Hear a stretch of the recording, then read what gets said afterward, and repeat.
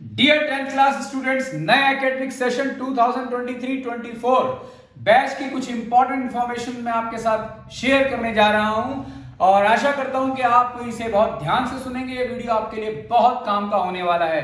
आगे बढ़ने से पहले मैं आप सबसे आपके बेनिफिट के लिए कहूंगा कि हमारे चैनल को लाइक करें, सब्सक्राइब करें और शेयर करें, जिससे ज्यादा से ज्यादा स्टूडेंट्स को इसका एडवांटेज हो। हमारा 10th क्लास का बैच मैथमेटिक्स और साइंस का जो स्टार्ट होने जा रहा है वो 4 अप्रैल 2023 से स्टार्ट होने जा रहा है।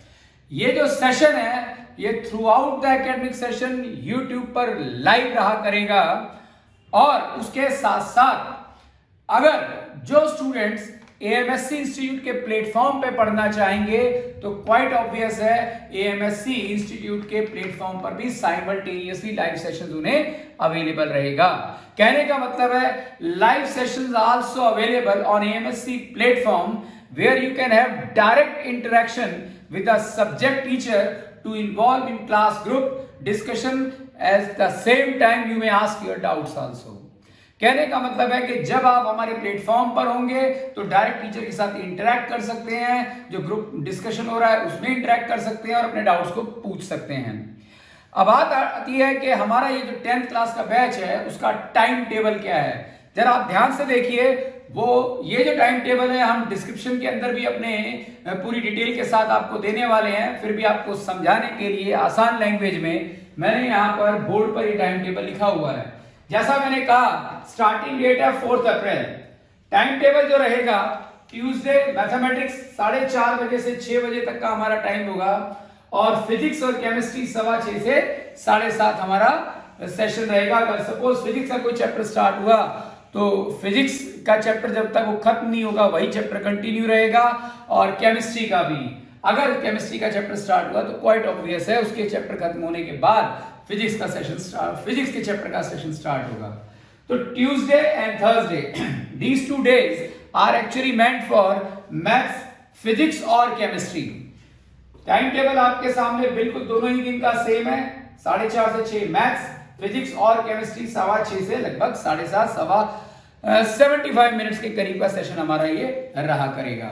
उसके साथ साथ संडे को बायोलॉजी का सेशन 12:15 बजे स्टार्ट होकर लगभग 1:30 बजे के करीब खत्म होगा और ठीक 5 मिनट के बाद हमारा एमसीक्यू टेस्ट 1:35 से 2:35 के बीच में रहेगा और 2:35 से 3:35 तक आपका सब्जेक्टिव टेस्ट रहेगा मैथ्स एंड साइंस अल्टरनेटली। कहने का मतलब है एक हफ्ते एमसीक्यू और सब्जेक्टिव अगर मैथ्स का होता है तो उसे अगले हफ्ते साइंस का एग्जाम रहा करेगा। साइकोलॉजी बिहाइंड दिस एग्जामिनेशन कुछ इस तरीके से है क्योंकि बोर्ड एग्जामिनेशन के पैटर्न के अकॉर्डिंगली 35 मार्क्स का जो एग्जाम आता है उसमें अराउंड 16 क्वेश्चन एमसीक्यू बेस्ड, लगभग 4 क्वेश्चन असर्शन रीजनिंग बेस्ड होते हैं और 3 क्वेश्चन केस स्टडी बेस्ड होते हैं जो लगभग 5-5 नंबर के रहते हैं। तो इस तरीके से अराउंड 35 मार्क्स का पेपर एमसीक्यू बेस बनता है और 45 मार्क्स का जो एग्जाम बनता है उसके अंदर 2 मार्क्स, 3 मार्क्स और 5 मार्क्स के सब्जेक्टिव क्वेश्चंस होते हैं। तो राइट फ्रॉम द बिगनिंग हम आपको उस नेचर से, उस एग्जामिनेशन पैटर्न से अडॉप्ट कर रखेंगे according to this time table.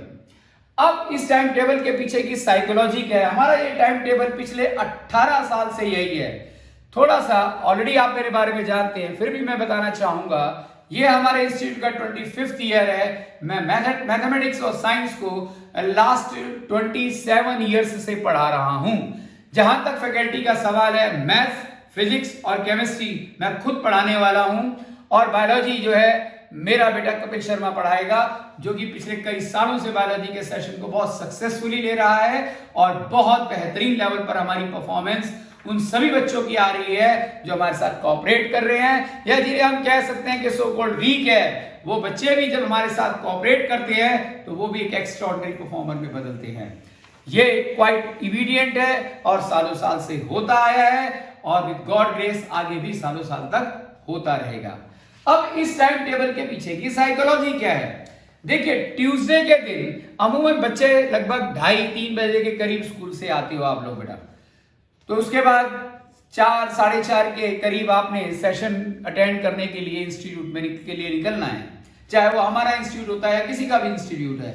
लगभग 3-1 घंटे आप इंस्टीट्यूट में रहते हो, घर आने के बाद आपको अपना होमवर्क करना होता है, यानी कि पूरा का पूरा दिन जो है आपका बहुत बड़े लेवल पर बिजी है। आपके पास जो भी आपने ट्यूसडे को सेशन अटेंड किया है उसको रिवाइज करने का वक्त आपके पास ट्यूसडे को ना के बराबर चांस होता है, मिलता है। और जब तक कोई चीज समझी गई है उसके ऊपर काम ना किया जाए तो दिमाग में बैठती नहीं है। तो ट्यूसडे को लगभग आपने का 2.5-3 घंटे का सेशन अटेंड किया है, तो Wednesday is meant for the revision of the same. तो वेडनेसडे को आपने जो ट्यूसडे को किया उसको आप राइटिंग प्रैक्टिस के थ्रू रिवाइज करेंगे, अपने ब्रेन में सीमेंटेड करेंगे, तब आप अगले सेशन यानी कि थर्सडे के सेशन को अटेंड करेंगे। थर्सडे के सेशन को अटेंड करने से पहले ट्यूसडे का सेशन आपके टिप्स पर होगा। कोई डाउट आया तो वो डाउट भी आपका साथ साथ दूर होता रहेगा। इस तरीके से आप जब थर्सडे की क्लास अटेंड करेंगे तो फ्राइडे आपके पास बचेगा रिवीजन के लिए, और सैटरडे जो होगा पूरे हफ्ते का रिवीजन है, और संडे को आप बायोलॉजी के सेशन के साथ साथ क्या आपने एक वीक में सीखा वो आप टेस्ट के थ्रू देखेंगे। एक बात याद रखना बच्चों कि किसी भी चैप्टर के कॉन्सेप्ट को समझ लेना merely A development of skill, यानी कि वो चैप्टर आपको आ गया, आपका स्किल उस चैप्टर के अंदर प्रिपेयर हो चुका है, लेकिन skill never creates performance. Skill से कभी परफॉर्मेंस नहीं आती, परफॉर्मेंस आती है विग्रस राइटिंग प्रैक्टिस से। तो हम पूरे एकेडमिक सेशन के दौरान लगभग आपको 180 के करीब most important questions in DPP form देंगे, जो आप निरंतर पूरा साल कंसिस्टेंट लेवल पर हमारे साथ चलते हुए राइटिंग प्रैक्टिस करेंगे। और उसके साथ साथ लगभग 70 के करीब हम आपके टेस्ट लेने वाले हैं, जिसमें 30 एमसीक्यू बेस्ड टेस्ट रहेंगे, 30 कम से कम आपके सब्जेक्टिव टेस्ट रहेंगे जो कि हम पार्ट टेस्ट के फॉर्म में कहेंगे। और जिस मोमेंट पर सिलेबस खत्म होगा तो हम 10 based on the CBSE pattern आपका कंप्लीट सिलेबस टेस्ट मैथ और साइंस का लेंगे। कहने का मतलब है 5 मैथ्स के और 5 आपके कंप्लीट सिलेबस टेस्ट साइंस के रहेंगे। इस तरीके से आपकी हम प्रिपरेशन करा देंगे कि हम कराते आए हैं प्रैक्टिकली, और इस साल भी बच्चों ने किया बड़ी खूबसूरती से। बहुत सारे बच्चों ने लगभग 2.5 घंटे के अंदर अंदर मैथ और साइंस के दोनों एग्जाम्स को सीबीएसई के को खत्म कर दिया था, और अपनी आंसर शीट को लगभग 3 बार रिवाइज कर पाए थे। तो मेरा जो उद्देश्य है एज एन एक्सपीरियंस टीचर, जो कि मैं हमेशा से इस चीज पे बिलीव करता आया हूं कि आप इस लेवल पर राइटिंग प्रैक्टिस करें कि आपका ब्रेन आपकी फिंगर्स में आ जाए। आपका ध्यान कहीं और भी है तो भी आपका हाथ सही आंसर लिखना है, यही आपका उद्देश्य होना चाहिए, तभी आपकी परफॉर्मेंस आएगी। और अब देखा जाए तो कोचिंग का उद्देश्य स्कूल लेवल की परफॉर्मेंस या सीबीएसई लेवल की परफॉर्मेंस नहीं रही। ये एग्जाम्स की परफॉर्मेंस लाना तो एक बेसिक रिक्वायरमेंट है ही, लेकिन सबसे बड़ा रीजन कोचिंग लेने का या स्पेशलाइज्ड अटेंशन पाने का जो है वो अब ये है कि अगर आपके सामने एक ऐसा क्वेश्चन आ जाए जो हमने नहीं पढ़ाया, जो आपने अपने स्कूल टीचर से भी नहीं पढ़ा और आपने किसी बुक में भी नहीं देखा, और उसकी लैंग्वेज भी कुछ इस तरीके से है जो आप पहली बार समझ रहे हैं, तो भी आप उसका सही आंसर दे सके, और सही आंसर ना दे सके बल्कि उसको सबसे कम समय में दे सके। और ऐसा उद्देश्य हम लेकर चल रहे हैं, क्योंकि हमारा मानना है कि maths and science are the most easiest subject, but at the same time should be analytically understood. कहने का मतलब हुआ कि भाई एक चैप्टर जब हम खत्म करके आपको पढ़ाकर 10 क्वेश्चन दें तो 8 से 9 क्वेश्चन आप खुद ही निकालने हमारी जरूरत ही ना पड़े। Best way to understand the concept or a subject is to have the least dependence on the teacher. जिस दिन आप टीचर के ऊपर ना के बराबर निर्भर होगे और मैक्सिमम क्वेश्चन खुद से निकाल पाओगे, तो आने वाले फ्यूचर के लिए आप तैयार हो। चाहे हम बात जी की तैयारी की करें, चाहे हम बात नीट की तैयारी की करें, चाहे कॉमर्स स्ट्रीम की करें, और अब तो चाहे आपको एक ग्रेजुएशन अंडर ग्रेजुएशन लेवल के एग्जाम्स में बीए जैसे सिंपल कोर्स के लिए भी अगर आपको एक प्रोमिनेंट कॉलेज चाहिए, यानी कि सीयूईटी एग्जाम्स की मैं बात कर रहा हूं, तो लाखों बच्चों में कंपीट कर कर आपको आगे आना होगा। तब आपको एक अच्छा और एक प्रेस्टिजियस इंस्टीट्यूट या कॉलेज आपके भाग्य में आएगा। तो मतलब कहने का यह हुआ कि ये जो टाइम टेबल की साइकोलॉजी है वो कुछ इस तरीके से क्रिएट की गई है कि मैथ और साइंस के अलावा भी आपके पास जो दूसरे सब्जेक्ट है उन्हें भी सहजता से कर सके। और मुझे इन सब्जेक्ट के अंदर आपके साथ क्वालिटी टाइम चाहिए, क्वांटिटी ऑफ आवर्स नहीं चाहिए, क्योंकि जब चीजें एनालिटिकली समझ आती हैं और टीचर के साथ साथ यानी कि हमारे साथ साथ आप फ्लो करोगे तो आप पाओगे कि हम वक्त के साथ साथ ऐसे क्वेश्चंस कराएंगे जो सीबीएसई लेवल के तो होते ही हैं, लेकिन उसके साथ साथ depending upon the interest and the calibre of a child हम ऐसा कॉन्सेप्ट और क्वेश्चंस भी कराएंगे जो लगभग 10,000 में से कोई 1000 बच्चे ही सॉल्व कर रहे और जिसका पैशन बेहतरीन है, जो पढ़ने में इमेंस अमाउंट ऑफ इंटरेस्ट लेता है, जिसका पढ़ना ही एंटरटेनमेंट है, उन्हें कुछ ऐसा काम भी करा दिया जाएगा जो 1 लाख में से कोई 100 बच्चे ही सॉल्व कर सकते हैं। तो इस उद्देश्य के साथ मैं पिछले 25 सालों से पढ़ाता आ रहा हूं और जो मेरे स्टूडेंट्स रहे हैं वो जानते हैं, उनका फीडबैक भी आपके पास है कि हमने 100% ईमानदारी से काम किया है। 100% एक्सीलेंट शब्द मैं यूज नहीं कर रहा, कमियां सभी में होती हैं। तो आज मेरा मकसद क्या है कि भाई हम जो भी यहां स्टार्ट करेंगे जब बैच आपको YouTube पे थॉरोली लाइव मिलेगा। अब जब आप हमारी क्लास को सपोज पसंद करते हैं, रेगुलर स्टूडेंट होते हैं, तो क्लास नोट स्टडी मटेरियल की जरूरत पड़ती है।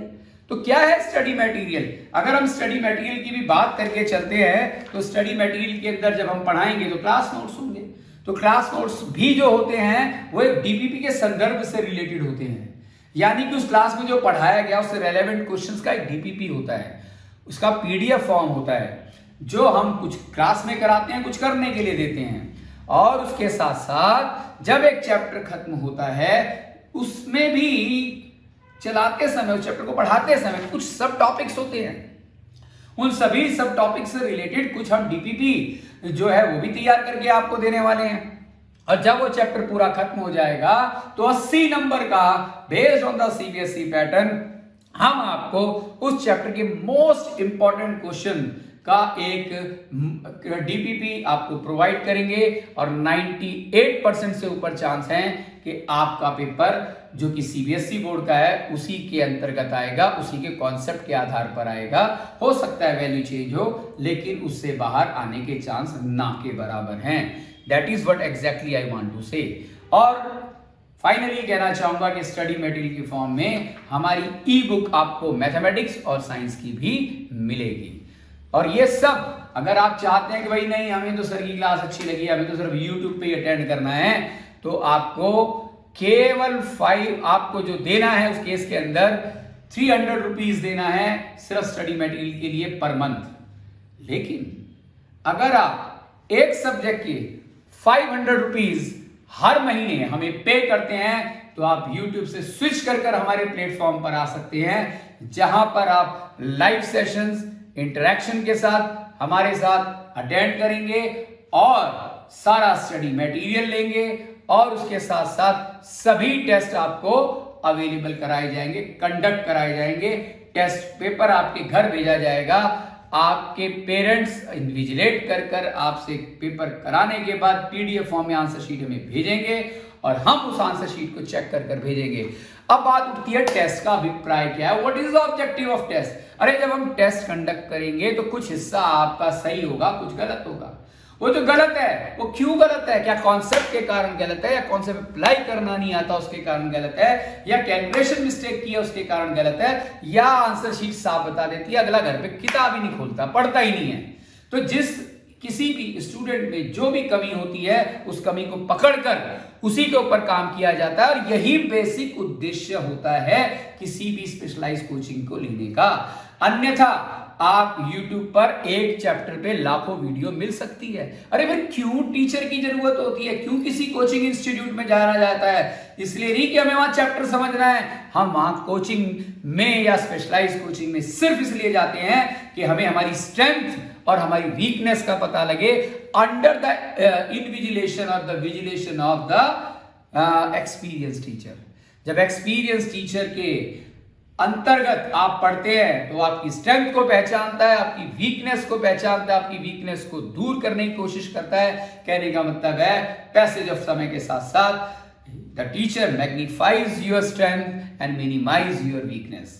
जब इस तरीके से काम होता है, गलत क्वेश्चन जो आपने किया उसमें आपकी कमी बताकर, उससे रेलेवेंट और चीजों को समझाकर, उससे रेलेवेंट क्वेश्चंस को प्रैक्टिस करा कर समय के साथ ये पाया जाता है कि आपकी वीकनेस आपकी स्ट्रेंथ बन गई। और जब आपकी कमी आपकी स्ट्रेंथ बनती है तो क्वाइट ऑब्वियस है, परफॉर्मेंस की चिंता करनी नहीं पड़ती। सक्सेस या एकेडमिक परफॉर्मेंस चल कर आती है, वो आपकी गुलाम होती है।